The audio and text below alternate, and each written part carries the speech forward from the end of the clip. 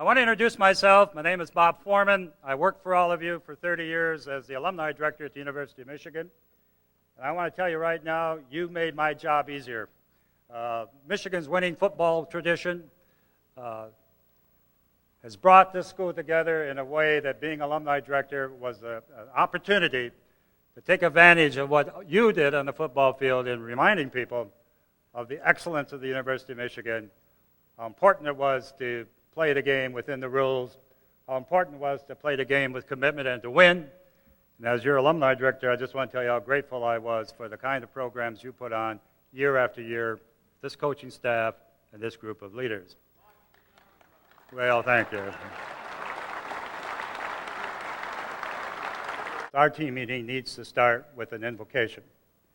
And we have, as a member of the team, a tight end on the 79 and 80 team, a reverend, to give our invocation, Reverend Chuck Christian. Chuck?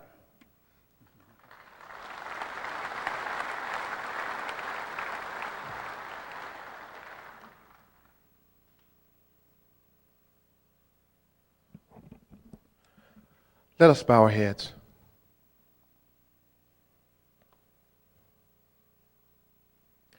And now, may the courage of the early morning dawning, the strength of the eternal hills, the wide open fields and the silent streams, the peace of the evening's end and of the midnight, the radiance of the colors maize and blue, the inspiration of the victors valiant, and the conquering heroes in life's challenges, the power to be leaders and best in building the future and healing the past, the glory of being your champions of the East, West, North, and South, the leadership of the Almighty, the eternal love of God, be with us now and forevermore. And may God continue to be with us and keep us. And we thank you, Lord, for bringing us together one more time. We thank you for keeping us with the maize and blue pumping through our veins, all on one accord as one family. We thank you and we praise you right now. Have your way, Lord. Amen. And on behalf of the Wolverines that are not here, one thing that just permeates my spirit is those who stay will be champions. And I think all of us realize that those who stay will be champions. And no matter what our situations are that we go through, we know that if we stay and we stay at it, we will be champions. But there are some Wolverines that are not here tonight.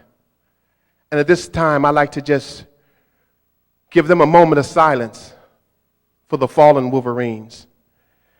And after our moment of silence, we're going to scream, "Go blue, go blue," for those fallen Wolverines.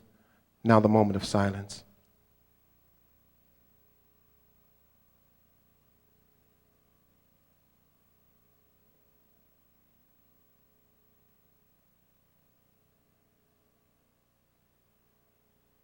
Amen. Go blue! Go blue! Go blue! Go blue! Thanks, Chuck. Sorry.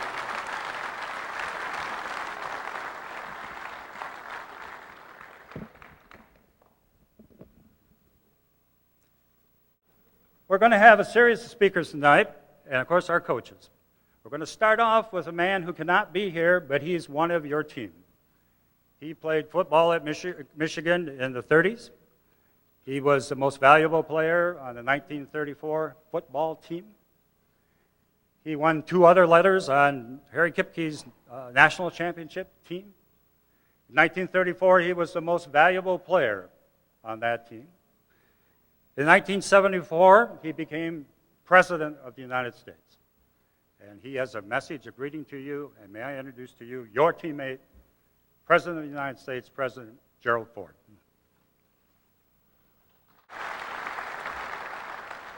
I warmly welcome the players, coaches, doctors, managers of Michigan football at this football reunion, and especially the team meeting.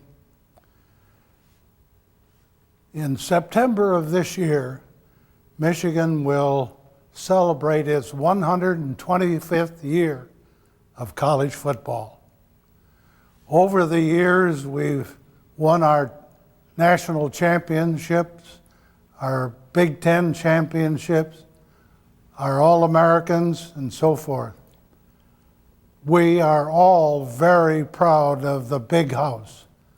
I get thrilled every time I see it on television. I recall vividly my first time in the Big House in my sophomore year at Ann Arbor. We were national champions. I also recall in the Big House when I had my jersey retired. Michigan has a tradition of good football. It has been generated by the coaches, the players, and all associated with the team. I congratulate everybody who has contributed to this tradition. I thank everybody for their contribution to Michigan football. Good luck and God bless you. We're now going to have speakers that represent various decades of Michigan. And I got to alert all of you because I've been working with this program now and with Jamie and others, and we have some always last-minute changes, and it may well be that these are not the people that are actually going to be asked to speak, Jamie. So I alert you to be prepared in case we need somebody out of your decade. Just come on down and say a few words. But this man is here because I see him behind me, and he's a man that I've come to know and to respect as a person and as a Michigan man, as a member of this team. He's Bob Chappius, halfback, 1947 All-American. A triple threat back, Bob returned from World War II service to pick up his career where he left off. During the war, he served as an aerial gunner.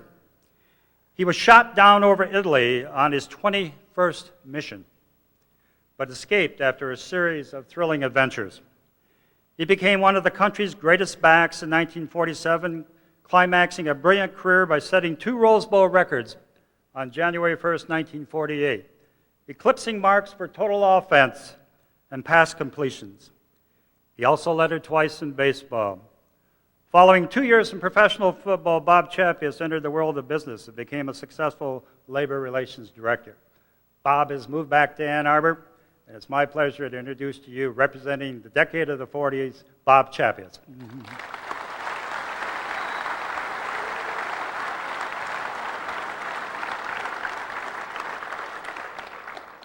Well, thank you, Bob. That was very nice. I'm really so pleased to be here. And yet, you have Gerald Ford on, and I have to follow Gerald Ford, and there's no way I can do that. It's all downhill from here. It's the only other thing that was more difficult than this was coming here and following Tom Harmon. That was pretty tough. I really am pleased to be here, and I'm not going to take a lot of your time, but I want to tell you a couple of things. First of all, one of the things that Bob didn't mention that I was very instrumental in was Coach Lloyd Carr asked me to speak to his football team in 1997, prior to the opening of the season. And I was very honored, and I said I would do that. And then, you know, we talked about the loyalty and the tradition and the friendships and all of the rest. And I said, we have every year, our team has met, not every year, every 5 years, our team has met for a reunion. And 1998 January the 1st at the Rose Bowl, we are going to the Rose Bowl. And I said, if you guys would like to go along, we would love to have you. And by golly, and I talked to Coach Carr earlier, and he said, that will never happen again. And I don't believe it will. Anyway, it was a great honor for me to speak to that team. Speaking of the Rose Bowl, I have to tell you one story, and if you are not too tickled with what I'm saying, Lund has been my coach, and he has told me what I should say. And I got him down here close so that he can give me a word if I stumble. But at any rate, we were at the Rose Bowl in 1948, January 1st. And 2 days before the game, we were running through plays to work up a sweat and then go into the locker room and take a shower. And I happened to be running the ball, just running around the end. And all of a sudden, I felt this terrible pain in my thigh. And I went down on the ground, and I was really hurting. And you all probably at some time or another have had an experience with Coach Chrysler. He was a very austere person. And anyway, I was down there on the ground, and Jim Hunt, the trainer, he was standing there. And Coach Chrysler came over, and he looked at Jim, he looked at me, looked back at Jim, and he said, "What happened here, Jim?" And Jim said, "Well, I think Bob has pulled a hamstring." And so Fritz looked down at me again, and he said, "Good thing it didn't happen to somebody that could run."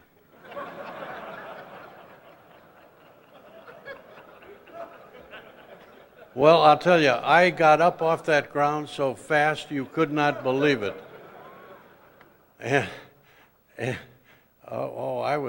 But years later, when we were having one of our reunions, and Bump will recall this, we were talking about that incident. And Bruce Hilkeny was our captain, and we were going over this, and good thing it didn't happen to some. And Bruce said, "You know what? We all felt so good after that. We realized we could get along without you."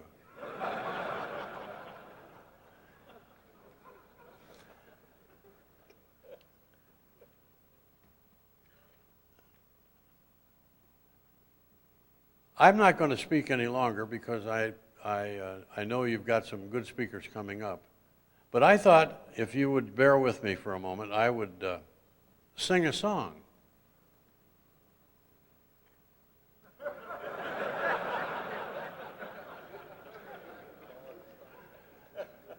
There was a song back in our day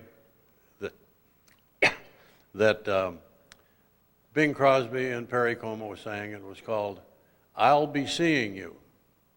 Any of you ever remember hearing that song? I know you young fellows don't. But it went something like this: "I'll be seeing you in all the old familiar places." You remember. Well, I have my own version of that song, and it goes something like this: "I'll be seeing you in all the old familiar places that this head of mine retraces all year through. On the campus, the diag, the engine arch,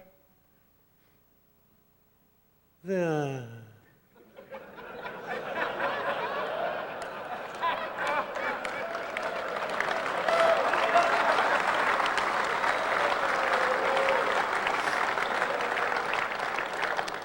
I knew I'd never get through that. Let's see, where were we? We were on the campus, yeah.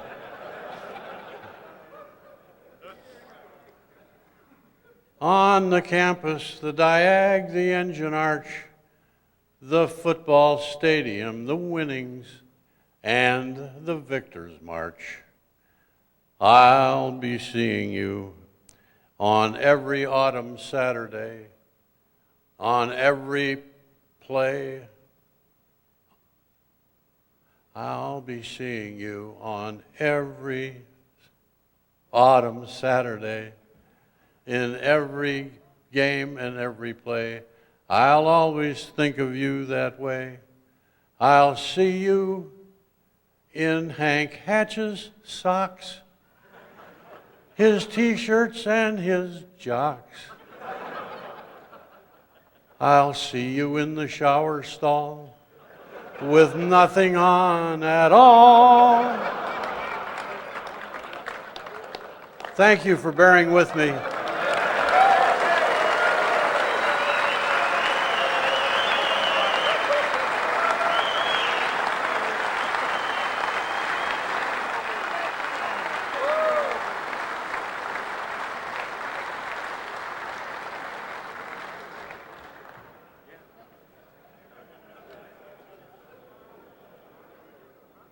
Lundo, you did a hell of a job writing his speech, but that song was great. Yeah. Our next speaker is Jack Zachary. Jack was a reserve left halfback for the Wolverines, a letterman in 1958. He attended St. George High School in Chicago, was an all-Catholic League back, and an all-Luke basketball player. He's had great success in his own professional and personal career. He's president of one of the nation's largest confectionery stores or companies, and he's been a staunch supporter of Michigan athletics. I'd like you to meet and greet, representing the 50s, Jack Zachary.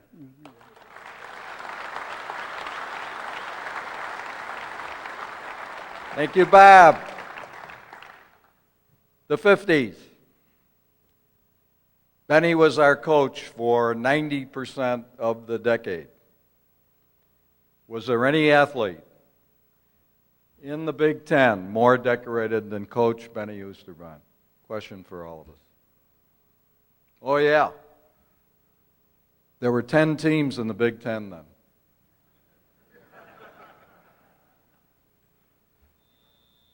Let's start off with the Snow Bowl. Our great victory over Ohio State at Columbus. Just a question as I was thinking about this.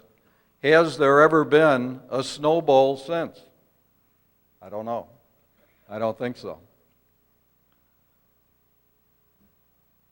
Just some comments on what was going on in the 50s.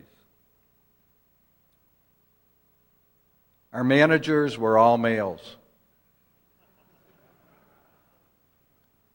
Our cheerleaders were all males.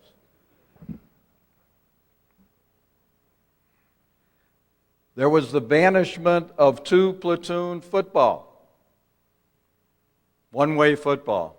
Many of us were involved in that. We didn't have an M Club banner.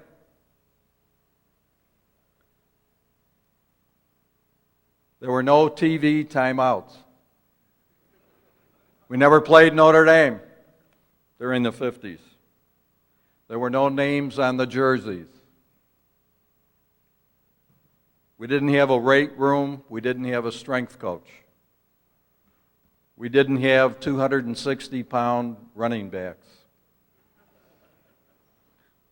We didn't have baseball hats to put on when we came out of the game and were on the sideline.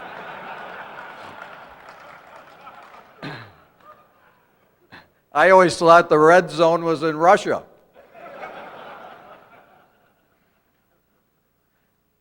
No Gatorade. No agents. I believe no communications, Bump, you'd have to help me there, between coach and press box. Is that true?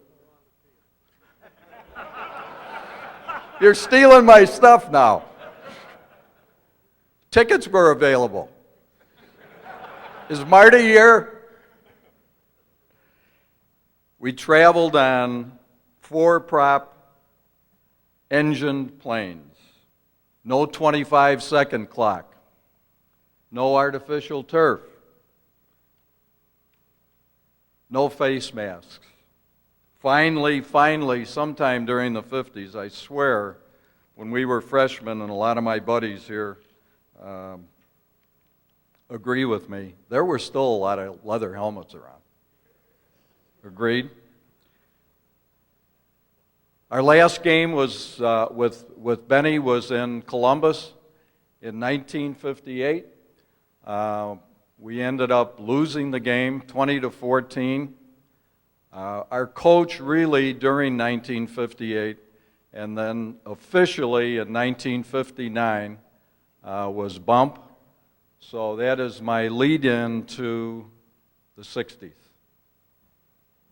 Thanks for the honor.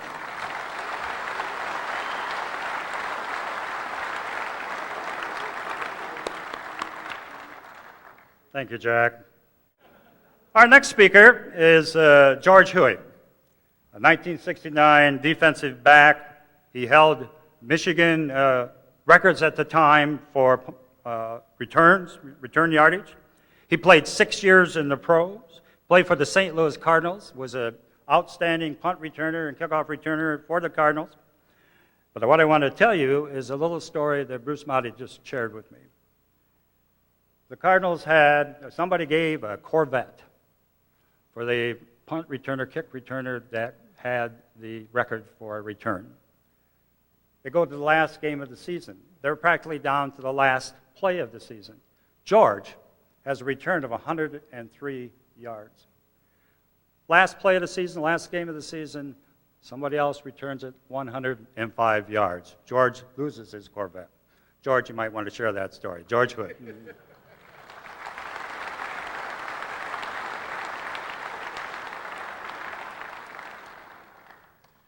I'm here to represent the 60s, but when I stop and think about it, I'm not that old. What was that? Yes, I am. But I like to start out by saying, Chappies, you're funny. And in the 40s, you might have been that funny, but the 60s, we were not that funny. And I don't sing, so don't get ready for a tune. I don't know if it's really, if I can fully accurately and represent the 60s. But there are a lot of things that happened during the 60s. And one thing that, don't like to harp on negatives, but a few things are facts that can't be changed. And maybe Bump will talk about this a little bit too, but I came in 1965. And that was right after the 64 team had just gone to the Rose Bowl. I mean, they were happy, rejoicing, and a lot of good things were happening throughout the whole campus scene. And we started out, of course, freshmen couldn't play during that era. And so we came on campus, and what we had to do each week to sort of get our egos back up and feel like we were going to be a legitimate part of the program was play in what was known as a toilet bowl. And you might think the name represents something other than it really does. No, it was a toilet bowl. But I tell you what, it gave us self-esteem for the varsity players who didn't play during the game on Saturday. The freshmen would go down and be cannon fodder, for them to take their venom out on. But we thought, hey, this is our chance to prove to the coaches we can play. So let's tee it up. And we had a lot of fun during the toilet bowl days. But one other thing about our team, we came in, like I said, in 65 and graduated in 69. And we were probably, have to check the record books, check Bruce Motti on this one, but we were the one class that came in 65 that didn't go to a bowl game. And the 69 team, of course, is history, and the 64 team, 65 Rose Bowl. So we went through in our last season in 68, we were 8-2 and still just sat home. So the Big Ten, changed some rules and things happened after that for the 70s and 80s, and the rest is history, as they say. But that's one thing that happened to that stint of the 60s team. And the other thing that the 60s team, our class in particular, one of the last ones to play on grass before they brought in the tartan turf, the artificial surface. And we weren't really sad about that because we love the grass. And you can hear stories probably from guys who played on that first year of artificial turf. They can tell you about the burns and bruises and everything else, going 100 miles an hour, making these collisions, setting the tone for what was going to happen in the future. But there were guys like Tom Mack, Frank Nunley, Rick Volk, who just set the tone for folks coming in the mid-60s. And we were happy to be staying overnight at the golf course clubhouse, which is where we stayed instead of at the campus inn, where you guys sort of hang out now and in luxury hotel suites. Yeah, right.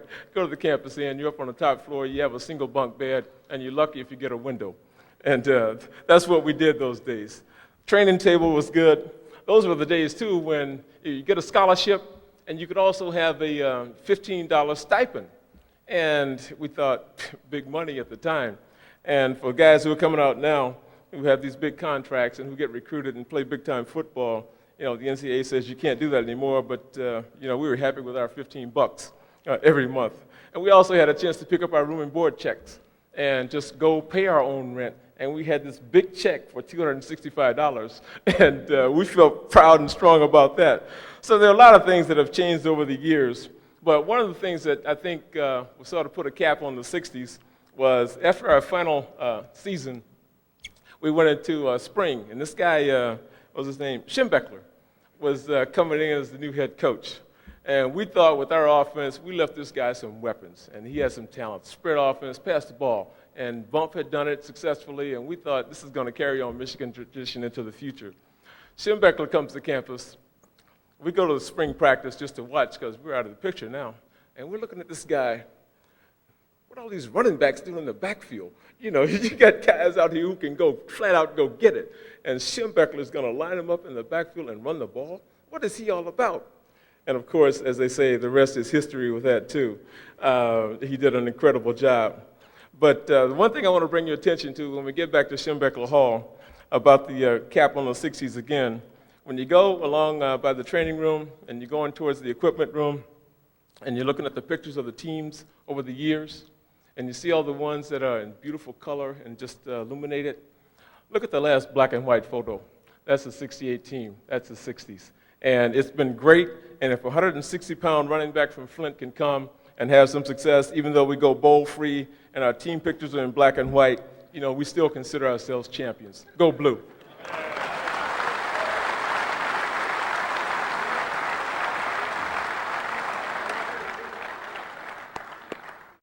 Our next speaker is representing the 70s is Mike Ken, offensive tackle.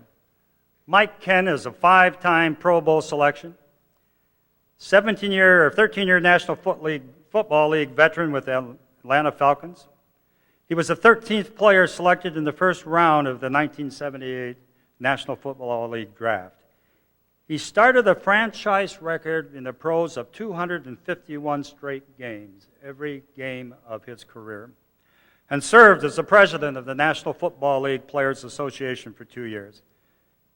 Mike Ken was an all-Big Ten first-team selection for the Wolverines as a senior and played on 2 Rose Bowl teams that captured a pair of Big Ten titles. Mike Ken.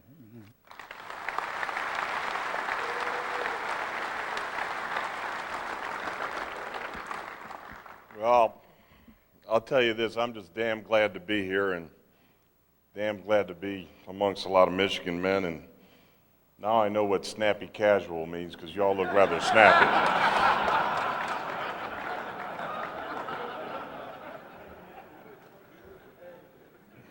We're here, and I want to personally thank Mike Leone, a teammate of mine.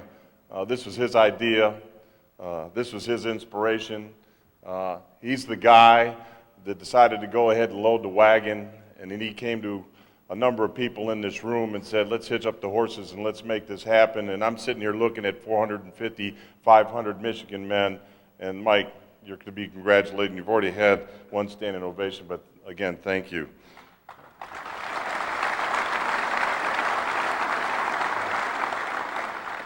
I'm honored to go ahead and represent the 70s, and I'm honored to have been asked, and I really cherish the moment. And I'd like to go ahead, and I know I've seen so many guys that you don't stay in contact with, over the years, but but they're always going to be friends and always going to be teammates of yours. And I'd like all the guys from the 70s here to go ahead and stand up.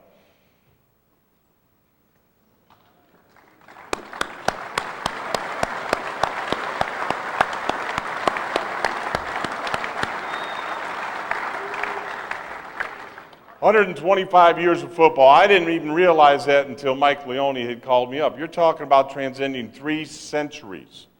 This is bigger than all of us. This is bigger than me. This is bigger than Bo. This is bigger than Bump. It's bigger than Leone. It's bigger than Jamie. It's bigger than all of us. 125 years of football. When you go ahead and actually look at that, it's a fraternity that we belong to. I was fortunate enough, and some of you were, to play in the NFL, played 17 years. I don't even watch the NFL that much anymore. I don't really pay attention to college football, but I always watch Michigan football on Saturday because this is where my heart is. This is where it started. This is where all the meaning is, and this is where we can come back to a fraternity, to be with our teammates and to be with our friends and to always be Michigan men. It's about the past, it's about the present today, and it's about the future because it's going to continue on far after we're gone, and we're all part of it, and we all built it. And as I said earlier, I'm just damn glad to be here, and I'm having a hell of a time. I hope you are too. Thank you.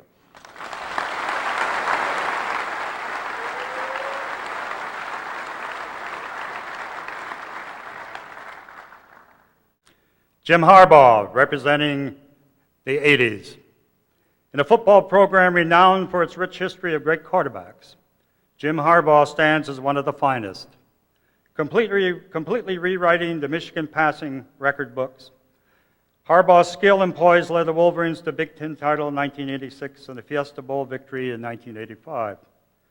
The nation's most efficient passer in 1985, Harbaugh went on to set several school records, including a single season mark of 2,729 yards. Honors that followed included Michigan's Most Valuable Player, Big Ten Player of the Year, third in the Heisman voting, as well as finishing second in the nation in passing efficiency. He became the first quarterback in Wolverine history to throw for over 300 yards in a single game. Harbaugh earned first-team All-American honors from the Football News, in addition to being named to the Big Ten All-Academic Team. He was named second-team All-American by the AP and UPI. May I introduce Jim Harbaugh.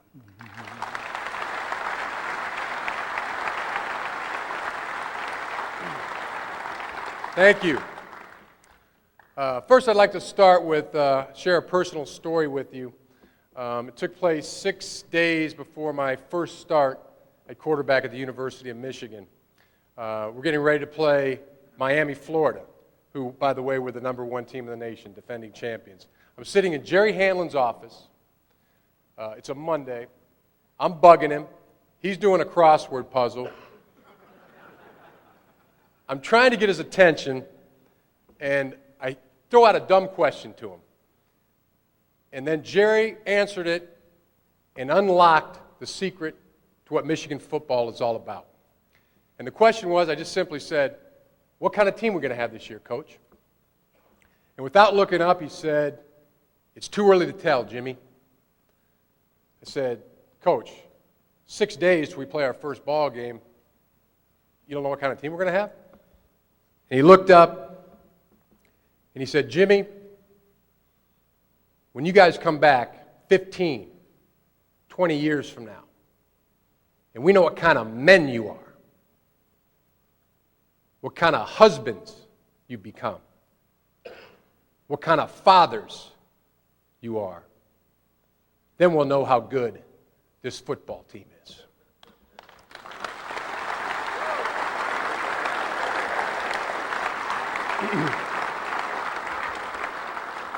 And then he went back to his crossword puzzle. What defines people's lives are brushes with greatness. What is Michigan greatness? It's tradition. It is a bar that is raised so high that some people choose not to even attend the University of Michigan. For all of us, we share a common experience. Tremendous academics, the finest coaching, and we played against the best competition. The Michigan experience changes you. You feel that you might have a chance. It provides a unique opportunity to find and develop self-confidence to go against the very best. About 6 days ago, I was in Charlevoix, Michigan, and I happened to meet a gentleman who was 85 years old, and he was the senior manager of the 1942 Michigan football team. And he was telling me stories of Fritz Chrysler and Tom Harmon and Julie Franks and the Wisserts and fabulous stories. And I asked him about 20 minutes into the conversation, what did you take from Michigan? What did Michigan mean to you? And he said, people looked at me differently because I attended Michigan. People looked at me differently because I was part of the Michigan football program. He said, I was hired by a firm that had only hired Ivy League graduates, and they hired me. It changed my life. I was a 1986 graduate, and I knew exactly what he was talking about. Each person in this room knows exactly what that gentleman was talking about. You know exactly what he was saying. And I say this to you all, because of the great men who came before us, we had the opportunity to find out whether there was greatness in us. We came here as young men, we left as grown men, and we learned life lessons along the way. We became better men. We became better husbands. We became better fathers. And as a representative of the 80s, I just want to close and in final say that we in the 80s played for the greatest coach in the history of college football. There's no question about it. And Bo, I want you to stand, please, and let these men of Michigan say thanks and recognize you in the manner that you deserve.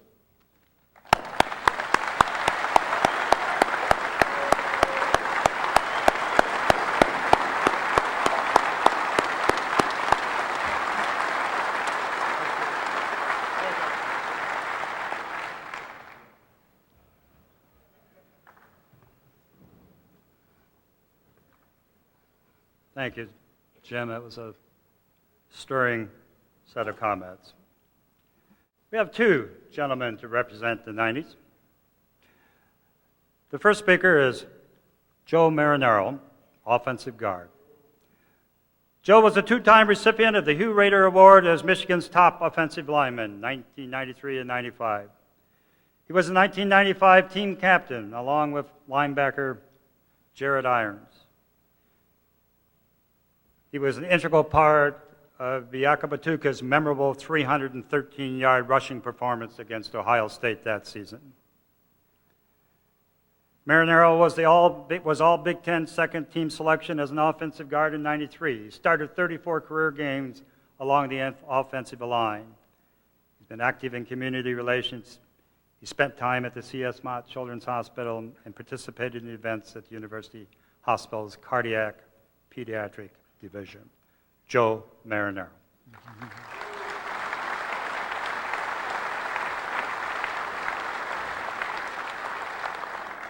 I'd first like to thank Mike. This is awesome, and I'm really glad and honored to be a part of this.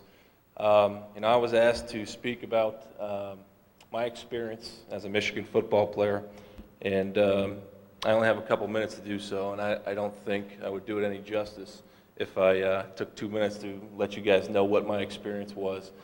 So I thought instead of doing that, I'd just share with you what I think about when I think Michigan. When I think Michigan, I think family. You guys, I consider all you guys my family members. I want to share with you a quick story. Back in 1991, I was a true freshman. Coming out from Boston was a difficult thing to do, and I'm sure, like many of you, I was homesick. We were playing Boston College, my first game ever, and my goal was to make the travel squad. As I got into practice and started being beat up by Skripnik, Everett, Kakuzo, I realized that was a really unrealistic goal. So I kind of focused on other things. I'll never forget the time when Coach Moeller brought me into his office. I believe it was a Thursday, and he said, "Joe," he goes, "we're taking you to Boston." He goes, "You're to be seen and not heard." And that's exactly what I did. I was seen but not heard. And I think that was the moment that I realized that Michigan had embraced me as a football player and as a person. And it's probably the defining moment to me when I started embracing Michigan as my new extended family. I just want to close in saying, Coach Carr, after every practice in 1995, would always say, where else would you rather be? And the answer, most of the time, was right where we were. However, there were times when, we didn't want to be out there so much. But when I look back on that, back in 1995, there would be no better place to be. And on May 22nd, 2004, there's no better place to be. I appreciate it. Thanks.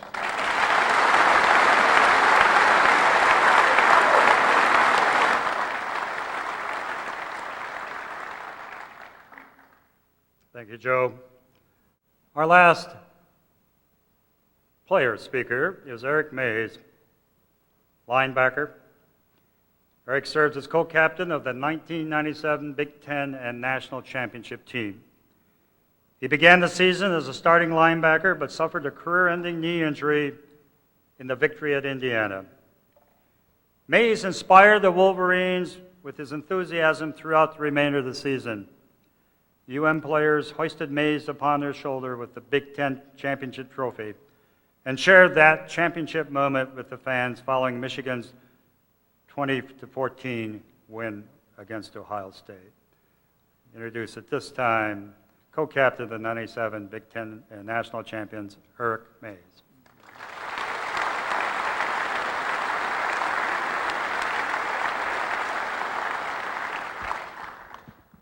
Good evening. I want to add a little to the bio because I think it's important for those players that are still here, for some of those players that have recently just left and are in the past searching for life after football. After graduating in 1998 with the ever-popular degree of General Studies,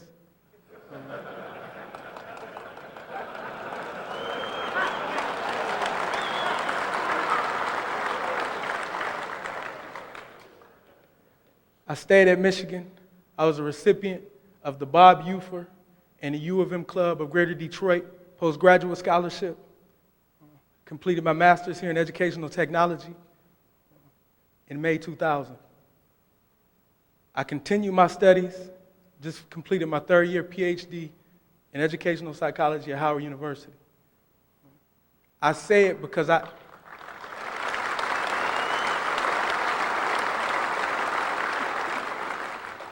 I say it because those of us that sit in these seats, the majority of us are ex-gladiators.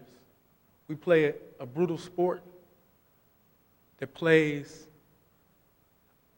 and wages a heck of a battle on our bodies, and for those of us that are still involved in it. And so it's important that, as we engaged in it, the young guys, because he said it's about the future, for those that will come and those that are playing, for those old guys, with the screws in the knees and the wires in the jaws and all of those things in the shoulders. And it's important that we plant seeds for what's next.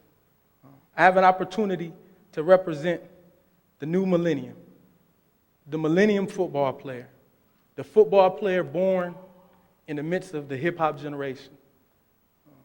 And that's important because it's the bridge of Michigan tradition and the new, inspiring, hungry, passionate, slang talking, earring wearing, hat, saggy jeans at times. And so it's important that being a part of Michigan and being a part of these new millennium football players, that we embrace this and that we welcome it into the fold. Because often I hear, my father talk about what they used to do when he was our age and how his mother them couldn't really understand it, but they dealt with it.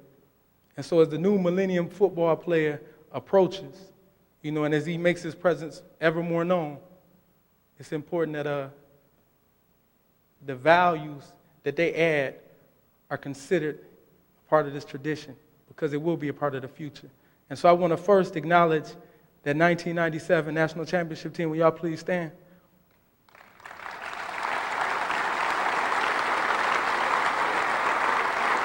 Coaches included.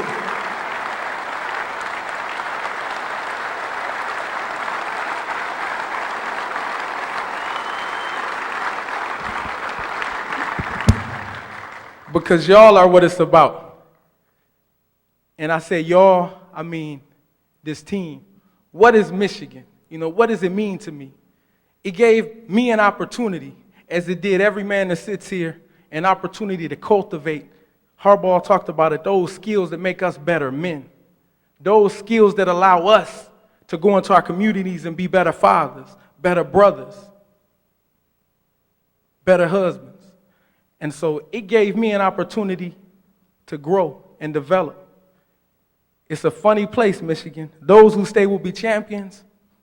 Those who stay will be warriors. Because it's not a place for the meek or the weak. We've seen it break many a men. And we've seen it cultivate many a warriors. And so what has Michigan done to me? What has Michigan done for me? And what has it done for all of us that sit here?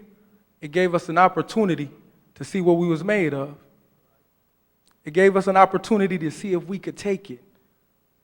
Because for the superior man, all things forward. Go Blue.